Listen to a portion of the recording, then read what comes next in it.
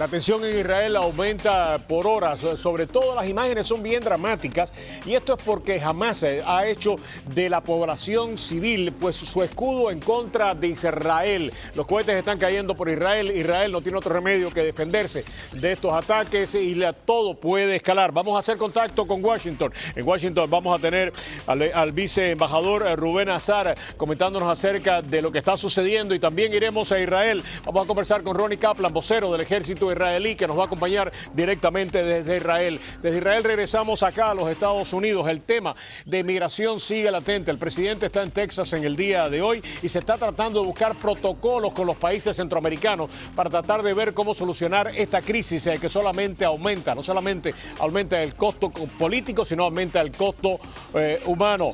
Venezuela también está en una encrucijada en estos momentos. ¿Qué va a hacer Maduro? El régimen de Maduro se radicaliza y hay quienes creen de que la opción es enfrentarlo de una manera mucho más vertical y otros creen de que el momento es para replegarse y empezar a buscar la manera de también buscar cómo convencer a Maduro de que los cambios son necesarios en Venezuela. Mientras tanto, aquí mucho más cercano a nosotros, en el día de ayer el alcalde ha dado a conocer su presupuesto.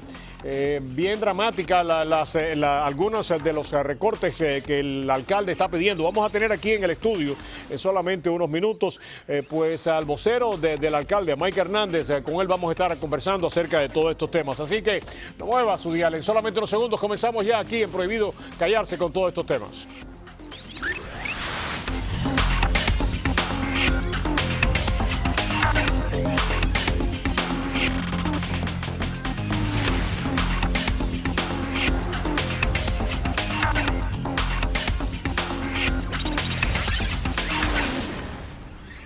La escalada pues no se anticipaba, pero está ahí. El Medio Oriente está convulsionado, no solamente como nosotros sabemos lo que está pasando en este momento en Irak, lo que está pasando en Siria, en Libia. Israel en estos momentos vive un momento dramático. Desde hacía muchísimos años Israel no enfrentaba un reto a su seguridad nacional como está enfrentándolo en estos momentos y lo hace mucho más dramático el hecho de que muchos de los cohetes que están siendo disparados en contra de Israel en el día de hoy, en las últimas horas, han sido disparados desde centros urbanos donde la población habita y para desmontar pues ha tenido que atacar de una manera muy fuerte, aunque sea quirúrgicamente, estos centros, lo que hace que el drama se multiplique por 10. Vamos precisamente a Israel, allá tenemos a Ronnie Kaplan, vocero del ejército israelí. También estaremos conversando con Washington, con el viceembajador de Israel, el embajador Rubén Aznar. Comenzamos por Washington. Embajador, gracias por acompañarnos, un verdadero placer, un honor tenerlo en el programa. Las imágenes son dramáticas, ¿no? Leía hace solamente unos minutos un análisis de alguien que decía esto realmente no tiene más fin que jamás tratar de agitar, de tratar de mantener un poder que se le está escapando y por eso ataca a Israel de la manera que lo está atacando. ¿Por qué jamás ha tomado esta posición tan radical sabiendo que la respuesta de Israel no podía ser otra que la que estamos viendo en estos momentos? Primeramente, Luis, que quiero... Roberto. Perdón, muchísimas gracias. Quiero explicarle a su audiencia que Israel está atacada en los últimos días por cientos de cohetes que están amenazando a 3/4 partes de nuestra población, 6 millones de personas. Comparado con los Estados Unidos, sería un ataque a 200 millones de americanos, a ciudades como Washington y New York. Tienen que entender que la situación es una situación de una amenaza que Israel no puede evitar, sino tomar las precauciones, las acciones para defenderse. Ahora, Israel ha empezado hace más o menos 24 horas con un contraataque. La meta de nuestro contraataque es decirle a Hamás que no vamos a soportar la continuación de este ataque contra Israel, en el cual nuestros ciudadanos no pueden seguir con su vida cotidiana. Y hay que acordarse bien que Israel va a hacer este contraataque en una forma en la cual va a ser muy pinpointed, va a ser... muy cauteloso, o sea, quirúrgicamente, va a tratar de hacer que me imagino que los objetivos sean quirúrgicamente seleccionados. Quirúrgicamente seleccionar contraataque contra los terroristas mismos, contra los cohetes, contra los lugares en los cuales los cohetes se producen, contra la gente que está involucrada en eso, contra los túneles, y en este esfuerzo estamos tratando a lo máximo posible de evitar que la población ciudadana de la Franja de Gaza sea afectada, porque sabemos que Hamas es una organización terrorista que está atacando en una forma terrible nuestra población ciudadana y quiere afectar y matar la mayor cantidad posible de ciudadanos israelíes. Permite, embajador, pasar directamente a Israel. Tenemos a Ronnie Kaplan, vocero del ejército israelí. Ronnie, lo que hemos visto es precisamente que el escudo de defensa de Israel básicamente ha funcionado, aunque han caído cohetes, han podido evitar que algunos de los que estaban yendo a centros urbanos más poblados pues hayan podido ser detenidos. Se habla de una operación terrestre que puede comenzar en cualquier momento. ¿Cuáles son los objetivos militares de Israel a corto y a medio plazo en esta operación que puede comenzar en cualquier momento? Respecto al cúpula de hierro, como decías vos, Roberto, efectivamente dentro de los más de 300 cohetes que han sido lanzados por el Hamas y otros grupos terroristas de la Franja de Gaza en las últimas 40 horas, cúpula de hierro ha interceptado 56, salvando la vida de muchos israelíes. Cúpula de hierro es una máquina de salvar vidas y realmente está demostrándolo eso día a día. Hoy lo vi funcionando mientras estaba en el lugar en Ashkelon, cuando caía un cohete en ese lugar. Respecto a los objetivos, es principalmente detener al Hamas, reducir el lanzamiento de cohetes desde Gaza hacia civiles israelíes, reducir las agresiones del terrorismo gazatí contra civiles israelíes, no solamente en el presente, sino también en el futuro, de forma de, es decir, debilitar las capacidades del Hamas, tanto del punto de vista táctico como del punto de vista estratégico. Como decía el embajador Rubén Azar antes, definitivamente, ¿qué país estaría dispuesto a que 3/4 de su población estén bajo fuego, verdad? Vamos a hacer todo para detener esta agresión. Y como decía antes también el embajador, aquí hay una diferencia fundamental a nivel de intencionalidad.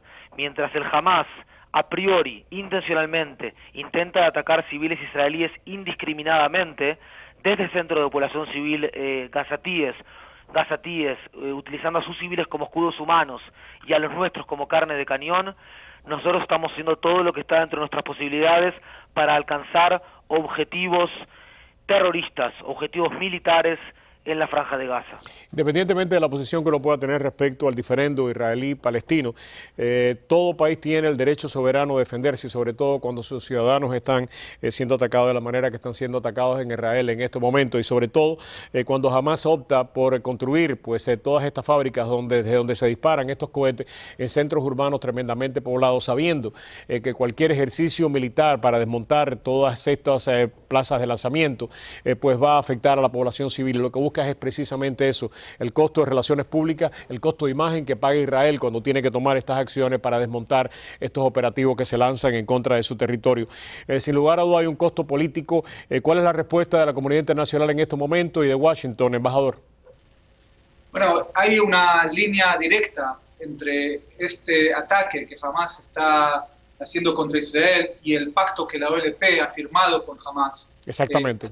Hace varias semanas, porque al hacer este pacto, la iniciativa y la violencia, la iniciativa de tomar violencia en contra de Israel ha pasado de la OLP a Hamas, y Hamas ha empezado con el secuestro de nuestros 3 niños que fueron secuestrados cerca de Jerusalén hace varias semanas. Está siguiendo por este ataque.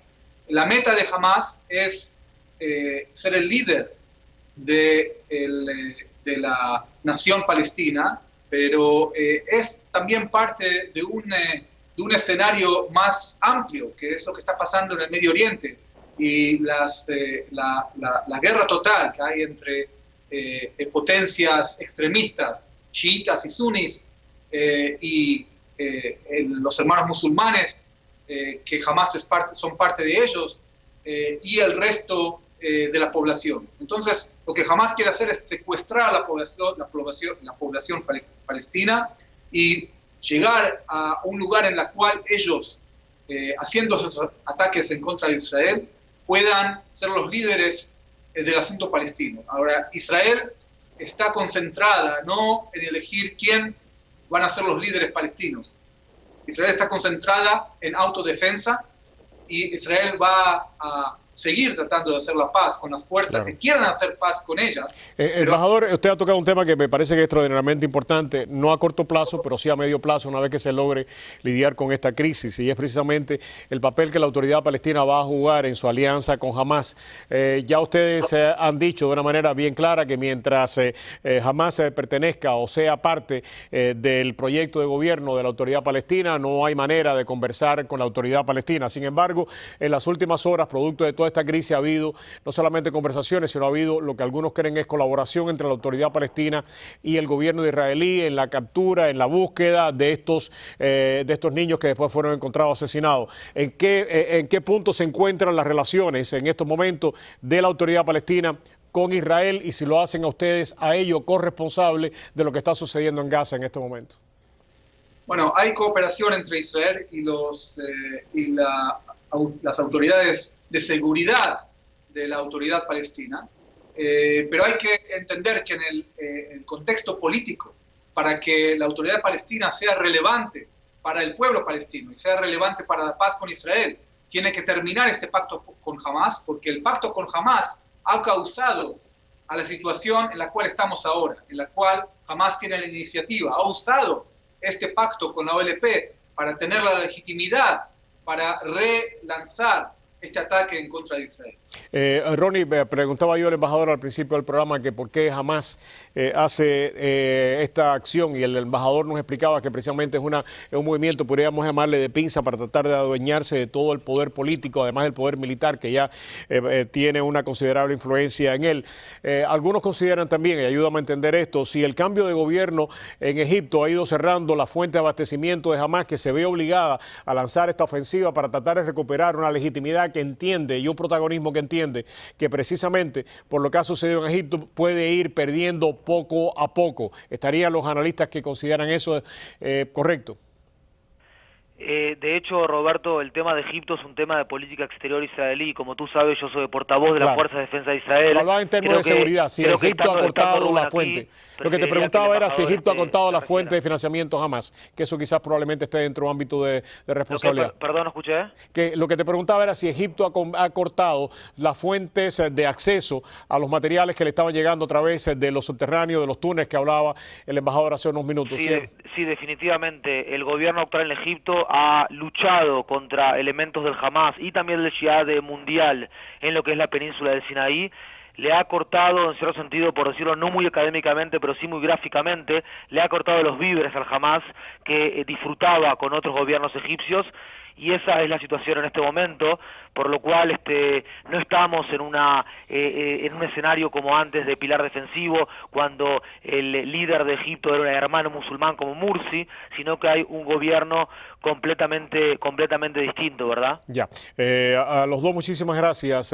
Y nuestra solidaridad. Sin lugar a dudas, son momentos difíciles. Sí, adelante, Arran. Sí. Roberto, me gustaría un punto más decir. Estamos hablando antes de Cúpula de Hierro. Creo que la investigación, desarrollo, experiencia, capital humano y lecciones aprendidas son quizás estos ingredientes que hacen de Cúpula de Hierro una máquina para salvar vidas.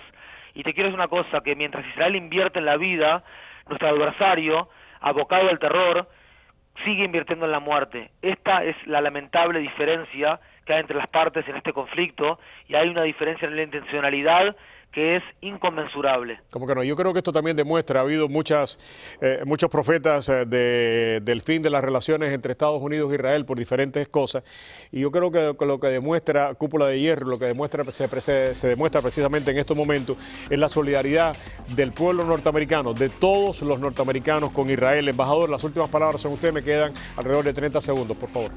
Roberto tiene razón, el apoyo que estamos recibiendo no solamente de la población americana, y la administración de los Estados Unidos es un apoyo muy grande, y la Casa Blanca ha dicho que la responsabilidad por esta situación de la población israelí y de la población de la Franja de Gaza está en los shoulders, es la responsabilidad de Hamás, que es el agresor.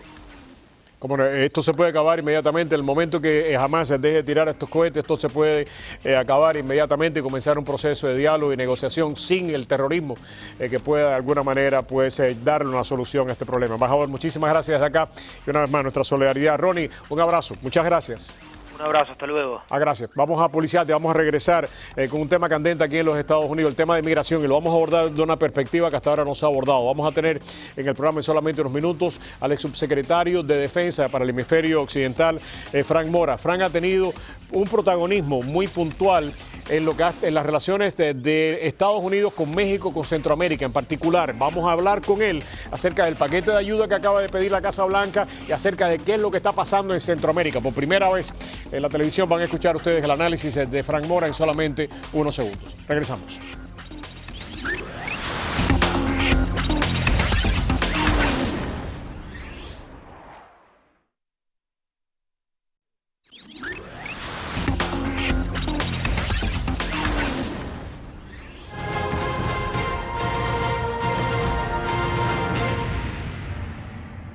Meanwhile, here's what a year of obstruction has meant.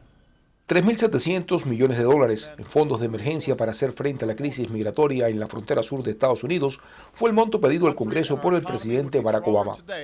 Mientras, en Illinois, el congresista Luis Gutiérrez, activistas y familiares de deportados le pedían al inquilino de la oficina Oval que parara las deportaciones y actuara con rapidez y audacia ante la falta de acción del Congreso estadounidense al respecto. Primero y primordialmente. Primero, no quieren pasar leyes de inmigración que favorezcan a nuestra comunidad inmigrante. En un acto realizado en la coalición de Illinois para los derechos de inmigrantes y refugiados, el legislador por ese estado informó que el caucus hispano en el Congreso recomendó al presidente un conjunto de opciones amplias y profundas. En su opinión, Obama debería apelar a órdenes ejecutivas y parar las deportaciones que bajo su mandato han superado los estándares establecidos por anteriores administraciones. No es que lo va a legalizar, como lo haríamos bajo la ley, pero le da un permiso de trabajo, le suspende la deportación, le da una tarjeta de seguro social, van y consiguen una licencia de conducir. Familiares de deportados y de quienes están pendientes del cumplimiento de la orden de deportación acudieron a la actividad para hacerse eco del pedido del congresista Gutiérrez al presidente Obama. Ya tiene 10 meses allá en Montclair y pues les ha afectado bastante a mis hijos, a mí también. Y esperemos en Dios, ¿verdad?, que Obama le dé lo que yo vengo a pedirle también a Obama, que lo deje libre. Esto ocurre mientras en la capital estadounidense se desarrolla el Congreso Nacional sobre Migración. En este evento, el arzobispo de Honduras se refirió al triste drama que sufren sus coterráneos en busca de un mejor futuro. Cuando no hay trabajo, cuando no hay fuentes de trabajo, ¿qué puede hacer la persona? No se pueden quedar de brazos cruzados esperando la muerte. Y muchos buscaron migrar para acá específicamente porque otros parientes de ellos lo habían hecho en el pasado y podían haber progresado. El pedido de la Casa Blanca debe pasar por un subcomité antes de ser presentado en ambas cámaras. Se espera que el Senado dé el visto bueno y pase el paquete a la Cámara Baja, que deberá regresarlo a la oficina Oval. Regresamos aquí a Prohibido Callarse. Como le decíamos, tenemos en el día de hoy como invitado y invitado especial, primera vez que va a hablar de este tema, es al doctor Frank Mora. Fue subsecretario de Defensa para el Hemisferio Occidental hasta hace muy poco. Actualmente pues dirige un centro de investigación en la Universidad Internacional de la Florida, en FIU. Ha estado en contacto con la Casa Blanca en las últimas horas, en los últimos días, porque si alguien realmente conoce qué es lo que ha estado pasando en Centroamérica, qué es lo que ha estado pasando en México, es él. Por su responsabilidad dentro de defensa, pues le ha tocado conversar con muchas de sus contrapartes en estos países y sabe muy bien cuál es la capacidad, cuáles son los problemas y por qué está haciendo metástasis en estos momentos. Gracias, doctor, por acompañarnos. Gracias, Roberto, un placer. ¿Qué está pasando? ¿Por qué ahora? ¿El paquete? Sí, ¿por qué ahora no? ¿Por qué ahora esta invasión de niños? ¿Qué es lo que está pasando en Centroamérica? Bueno, en Centroamérica las causas son múltiples, ¿no? Pero más que nada esta ingobernabilidad, esta inseguridad, la falta de oportunidades que hay en Centroamérica. ¿Y ustedes no lo vieron? Claro que lo vemos. El presidente... ¿Y por qué no se tomaron medidas antes? Se tomaron medidas. ¿Cuáles? Yo quiero romper el mito de que el presidente Obama no está prestando atención a Centroamérica. Sabes, Roberto, que desde el momento que entró el presidente Obama hasta el momento ha invertido 642 millones de dólares en programas preventivos para lidiar con este problema sociales, políticos y económicos. Ahora con estos 300 de que vienen en este paquete van a ser casi, Roberto, 1.000 millones de dólares para Centroamérica nada más. Pero no funcionaron, doctor.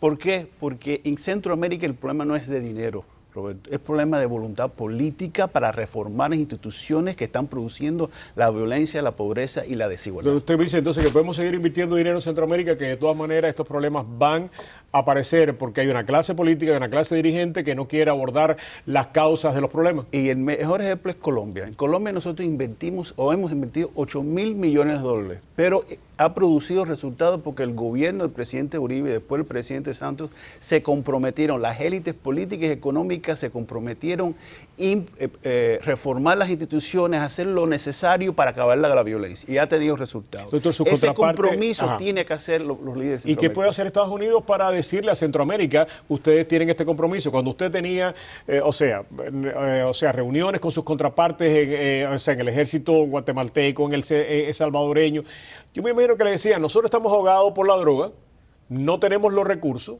aquí nosotros le pagamos a un policía 1.000 pesos al mes y viene un narcotraficante y le paga 20.000 al mes. Pero el narcotráfico no es la causa de la violencia en Centroamérica. Exacerba la violencia, pero no produce la violencia. Cuando yo tenía conversaciones con mis colegas, contrapartes, siempre querían helicópteros, equipos. Y está bien, eso es necesario, yo no digo que no es necesario. Pero como dijo Hillary Clinton cuando era secretaria de Estado y fue a Guatemala, es hora de pagar impuestos. ¿Sabes que en Centroamérica el porcentaje del PIB, del Producto Interno Bruto, que viene de impuestos es mínimo, 11-10% cuando debe ser unos 20 o 22%. Mientras que los ciudadanos o las élites económicas no pagan impuestos, no van a poder invertir en la salud pública, en educación. Entonces, ¿qué hacemos? ¿Qué es lo que tiene que hacer la administración para llegar a Guatemala, para llegar a El Salvador, para llegar a Honduras? Decirle, nosotros somos tremendamente solidarios con ustedes. Como usted dice, le hemos dado 600 millones de dólares. Ustedes lo han mal invertido, se lo han robado. Y tenemos una crisis en estos momentos que ustedes la están depositando en nuestra frontera y nos están pidiendo ayuda. ¿Cómo se resuelve este problema? Como usted sabe, Roberto, el vicepresidente estuvo en Centroamérica el 20 de junio.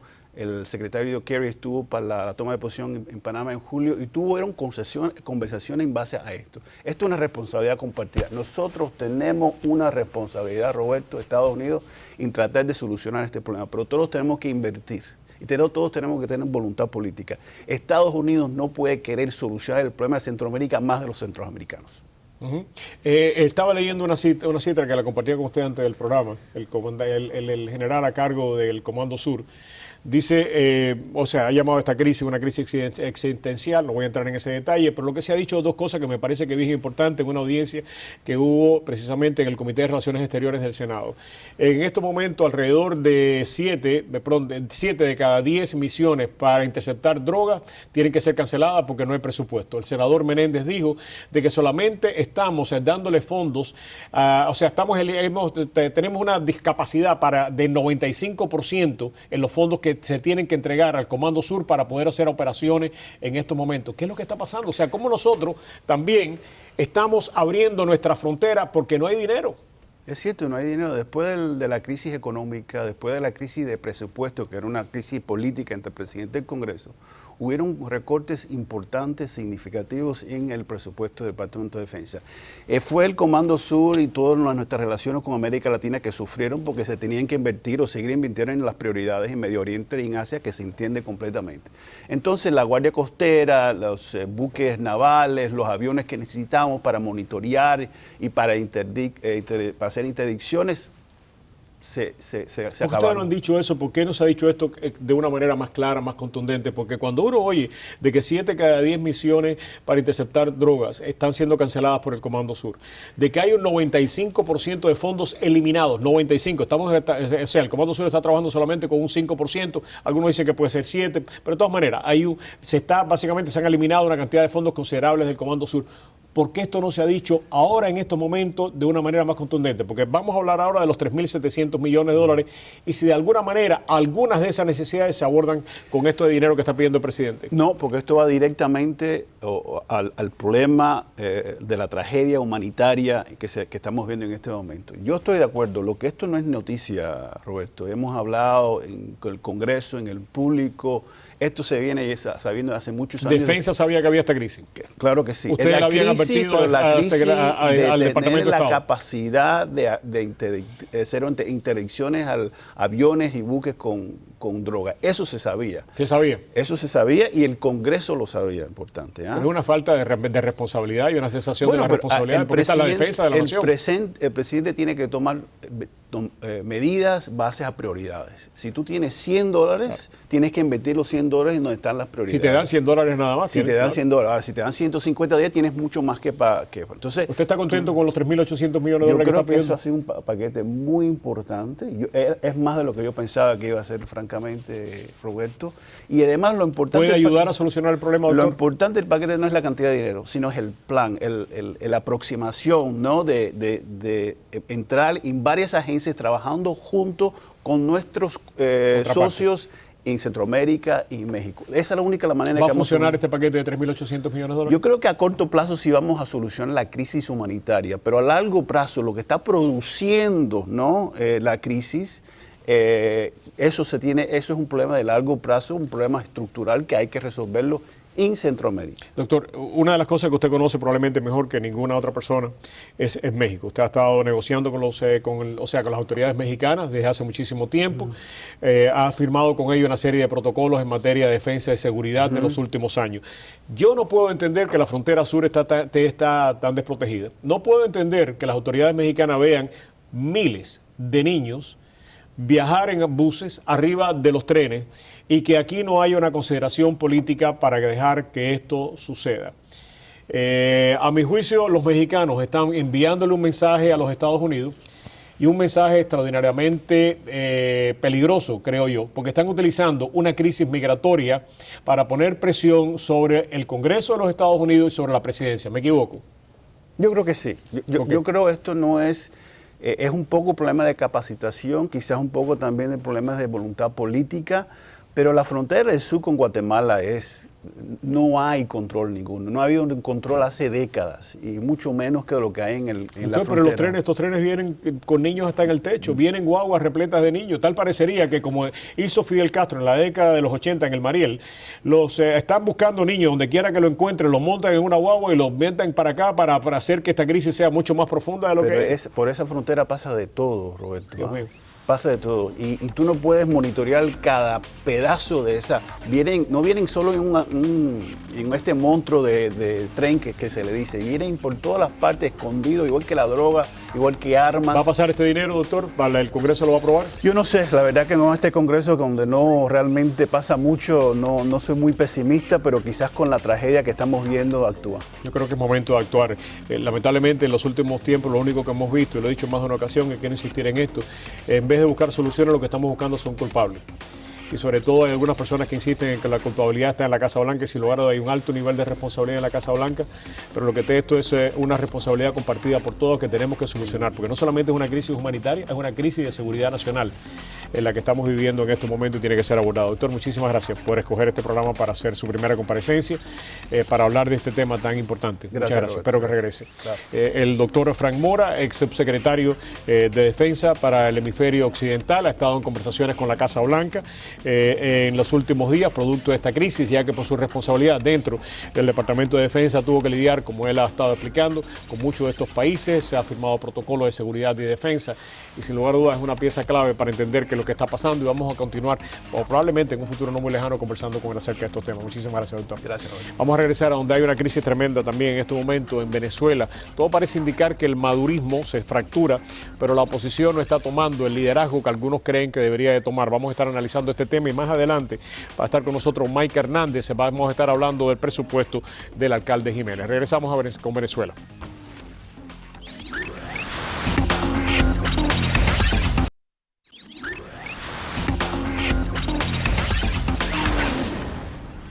Ok, Porque regresamos en estos momentos de muchas personas que se hacen la clásica pregunta, ¿qué hacer ahora? ¿No? En el tema venezolano. ¿Por qué? Porque el madurismo sin lugar a dudas se está resquebrajando. Hemos visto que tanto de la izquierda como la derecha del madurismo, ya hay izquierda y hay derecha en el madurismo como en todos estos sistemas, pues hay críticas bastante fuertes.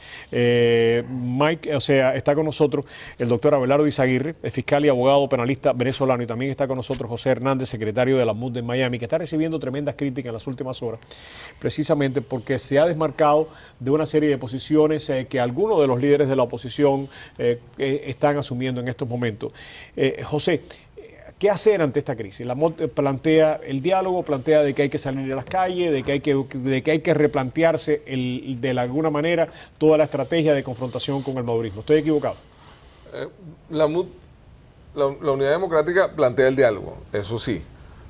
No plantea el abandono de la calle, eso no está planteado así porque ellos inclusive apoyan las protestas estudiantiles, las protestas de los universitarios, e inclusive apoyaron varias veces dentro del mecanismo de diálogo que hubo, que se convocara a los estudiantes universitarios directamente, que se les incluyera en un diálogo inclusive aparte, pero que les atendiera el presidente de la República al más alto nivel para que entraran dentro del proceso del diálogo, porque los estudiantes necesitaban hablar con el poder, porque lamentablemente son las víctimas principales de la tragedia que está ocurriendo en Venezuela.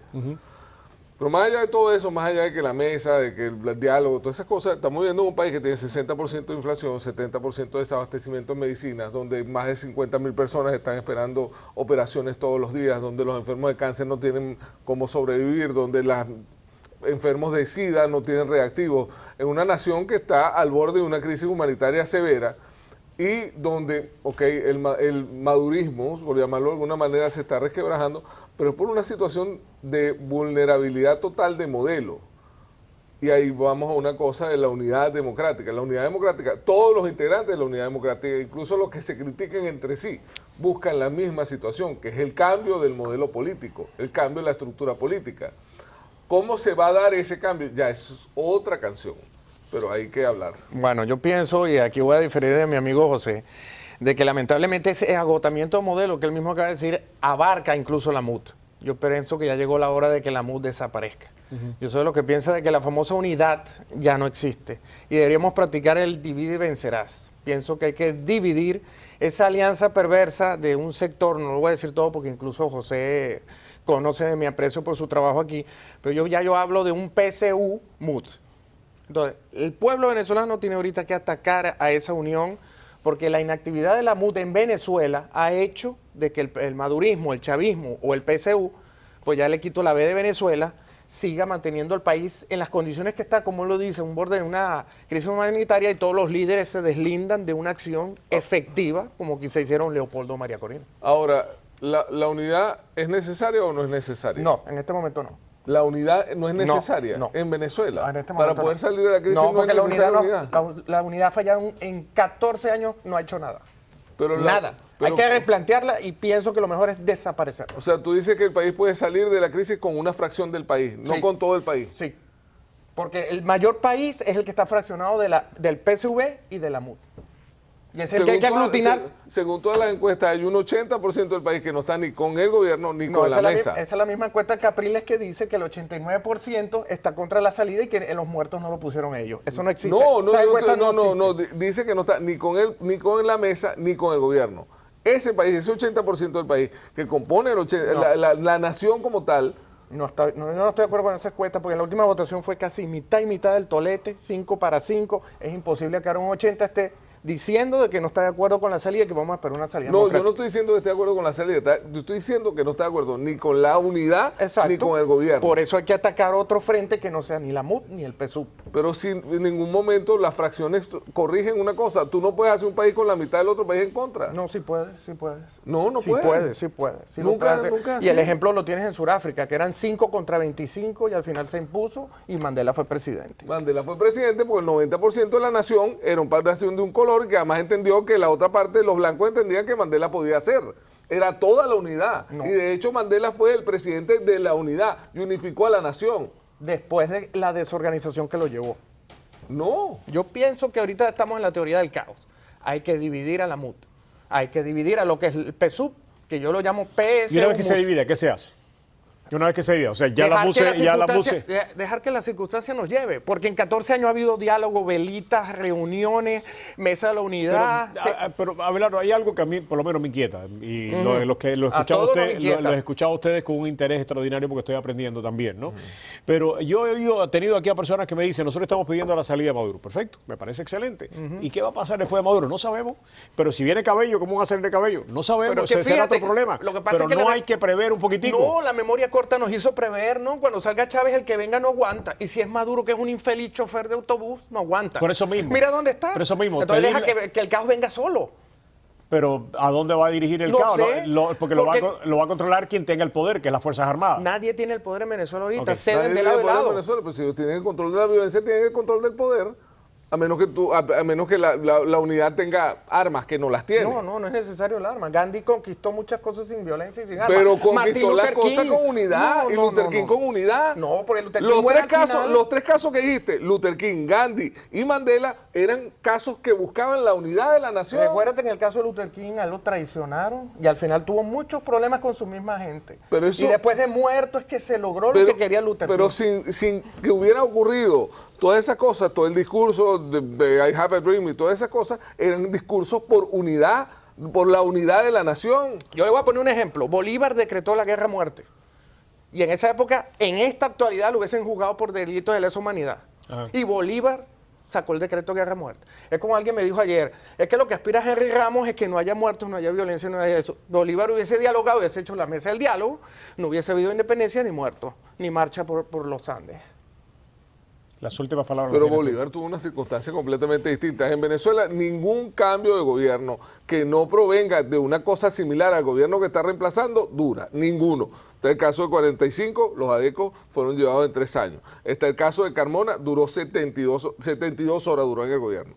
Todos los gobiernos que reemplazan un gobierno que está cayendo, que tienen cierto éxito, como el de López Contreras al final del gobierno de Gómez, como el de Wolfgang Larrazábal al final del gobierno de Pérez Jiménez, como el de Ramón J. Velázquez cuando sustituyó el gobierno de Carlos Andrés Pérez, se parecían al gobierno que estaban sustituyendo y eran producto de un proceso de unidad. Sin unidad no vamos a llegar a ningún lado. Eso es así de simple. Los invito a una cosa, porque el tiempo es corto. Yo la semana que viene los voy a invitar a ustedes y a otros venezolanos, porque me parece que esta discusión o este análisis está más que necesario. Sí. Y me parece que el tiempo que disponemos no es suficiente como para que se pueda llegar realmente a que el público, a los televidentes puedan sacar algo positivo al final del programa. La semana que viene voy a dedicar el programa 1 hora entera para invitarlos a ustedes, invitar a otros venezolanos a discutir este tema, porque me parece extraordinariamente importante. Nosotros los cubanos hace casi ya 30 años, un poquitico más quizás, 40 años, que nos estamos debatiendo entre nosotros mismos, nos hemos canibalizado nosotros, ¿no?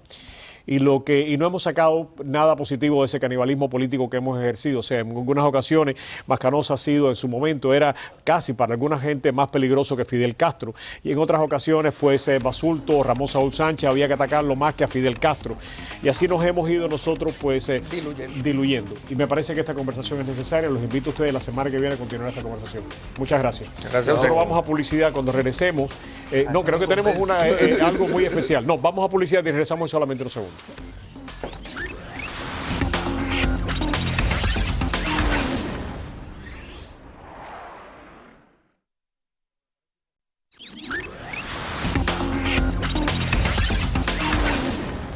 Ok, regresamos aquí a Prohibido Callarse con Mike Hernández, vocero de la alcaldía, y quiero, más allá de las diferencias políticas o de punto de vista estratégico o administrativo que uno pueda tener con el alcalde, quiero agradecerle al alcalde la oportunidad que nos está dando a todos los periodistas a tener acceso a su punto de vista a través de Mike Hernández. Me parece que es importante, más allá de las diferencias que tengamos, poder continuar y mantener este diálogo que es importante para ustedes y para nosotros también. Mike, gracias por acompañarnos. No, gracias a ti.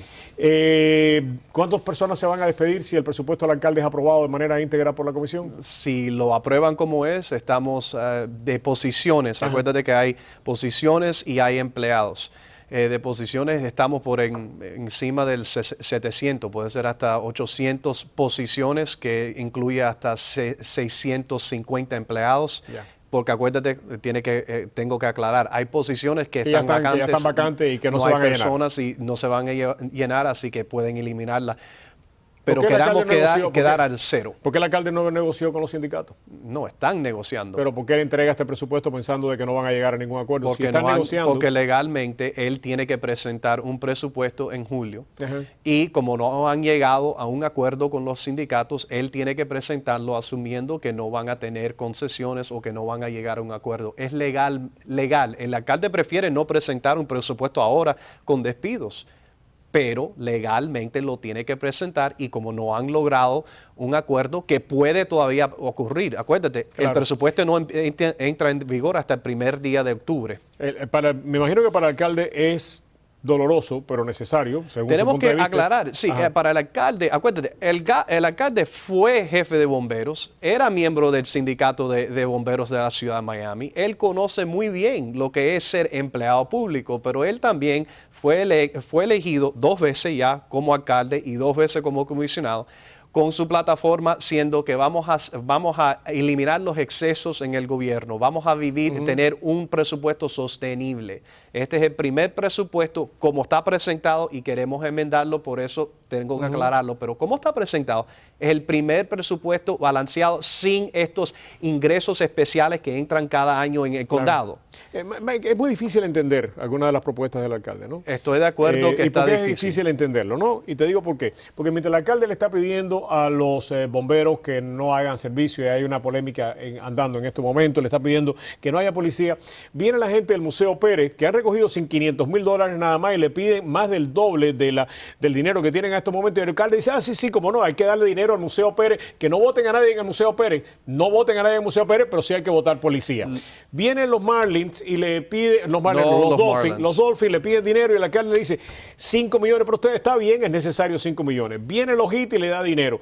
Mi querido amigo, el alcalde aparentemente ha escogido financiar, subsidiar a personas que tienen o estadio o que tienen mucho dinero, pero el alcalde ha escogido precisamente balancear el presupuesto para poderle dar dinero a esa gente sobre las espaldas de los empleados públicos, de los bomberos, de los policías. ¿Cómo usted puede explicar darle el dinero que le pide el Museo Pérez y no darle dinero a los policías? ¿Cómo se puede explicar eso, Mike? Uno por uno. Primero que nada, con los policías, le he dicho por más de un año, el alcalde, yo no quiero recortar salarios, no quiero despedir a nadie, pero tenemos que balancear los beneficios que ustedes reciben, que son excesos y como... Vamos al PAM primero, porque es porque tengo algo que decirte acerca de los policías. Okay. Segundo, con el PAM, él está pronosticando que le puede dar ese dinero, pero también que es 4 millones en vez de 2,5 millones.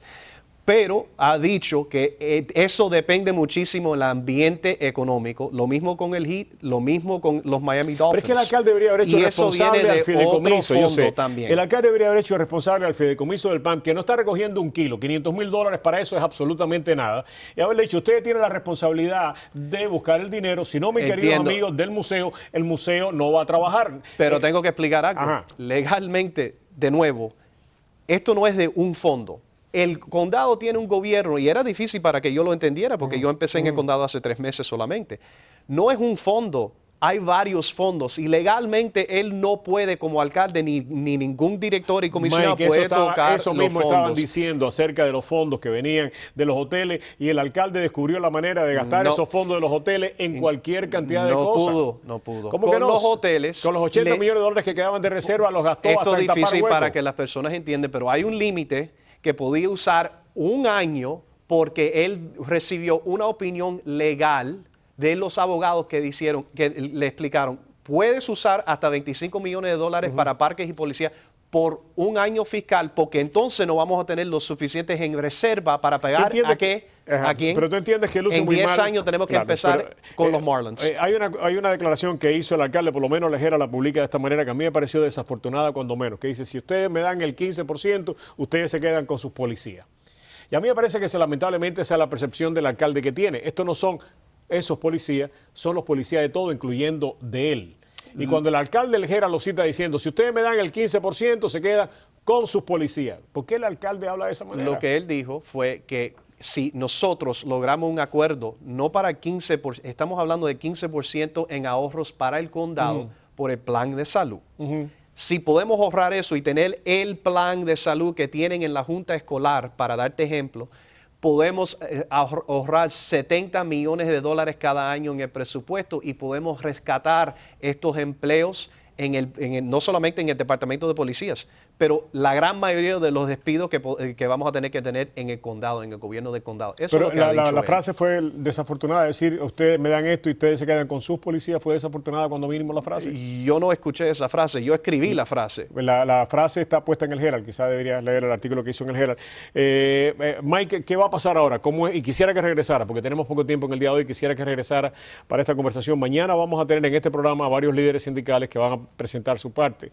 ¿Qué va a pasar ahora? ¿Cómo es el cronograma el 15, de esto? que es el martes, el 15 de julio la comisión... Empieza las vistas. Bueno, van a tener una reunión, pero ahí no es a donde se decide el presupuesto, es a dónde están las tasas de los impuestos. Pueden subirlo para tener el millage, dice. Puede ser que lo aumenten o lo mantengan como quieren, como están, que es lo que ha dicho el alcalde. Muy importante aclarar, hay mucha polémica que el alcalde está tratando de sacar $3 millones del Departamento de Bomberos para las bibliotecas. ¿Por qué? Porque el año fiscal pasado hizo lo contrario, le quitó $3 millones de la biblioteca aprobado por la comisión y se lo dio a los bomberos, y ahora está tratando de cambiar eso de nuevo como un payback para que las bibliotecas tengan suficiente presupuesto, aunque van a tener despidos también, para mantener los mismos horarios, los mismos días en operación. Gracias, Mike. Muchísimas gracias. De verdad que te agradezco que estés acá y esperamos que regrese, porque esta conversación me parece que es importante. Vamos ahora a opciones de un mundo moderno. No puede dejar de escuchar qué es lo que tenemos que decirle acerca de las células madres. Quédese ahí.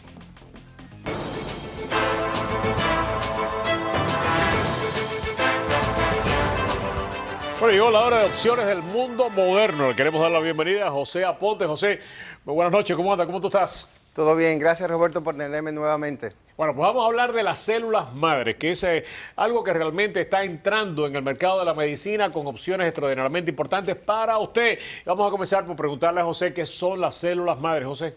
Sí, Roberto. El cuerpo humano está compuesto de más de 200 tipos de células. Entre ellas existe una que es la célula madre. ¿Qué es tan especial de las células madres? Que son las únicas células que tienen la capacidad de autorregenerarse, pudiendo convertirse en tejidos, glóbulos rojos, hueso y hasta piel, Roberto. Ya, ¿y quién puede utilizar estas células madres, José?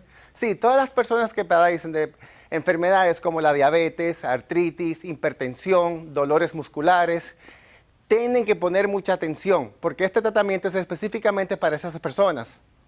Tengo entendido que hasta uno de los jugadores argentinos recientemente en su recuperación está utilizando las células madres, ¿no es así? Sí, eso es correcto. El jugador de Argentina, Ángel Di Marí, tuvo unos problemas con unos músculos y está utilizando las células madres para tratar de poder jugar en el juego de hoy.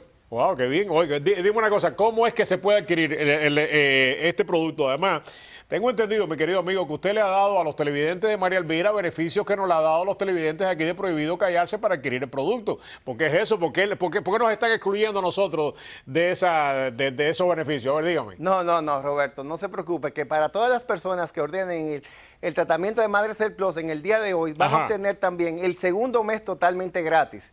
Y si es de las primeras 50 llamadas que marquen el número en pantalla, también van a recibir el tercer mes de tratamiento totalmente gratis, Roberto.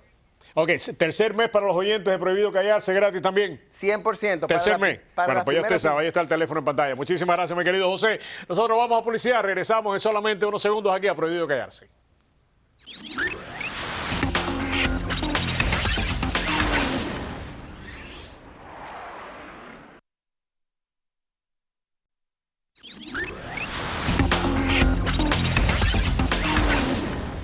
Ok, así llegamos al final del programa en el día de hoy. Mañana vamos a tener aquí en el programa pues al presidente del sindicato de policía, al presidente del sindicato de bomberos y al presidente del sindicato de aguas y alcantarillado. Nos parece importante que esta discusión tenga lugar en estos momentos, ya que como dijo Mike hace solamente unos segundos, en pocos días la comisión va a empezar a tomar decisiones importantes. Es bueno que todos estemos informados. Así que mañana no se pierda el programa. Regresamos mañana a la misma hora. María Elvira ya está lista por ahí para empezar a trabajar. Tengan todos ustedes muy buenas noches. Ellos nos acompañan a todos. María Julia, nos fuimos. Gracias.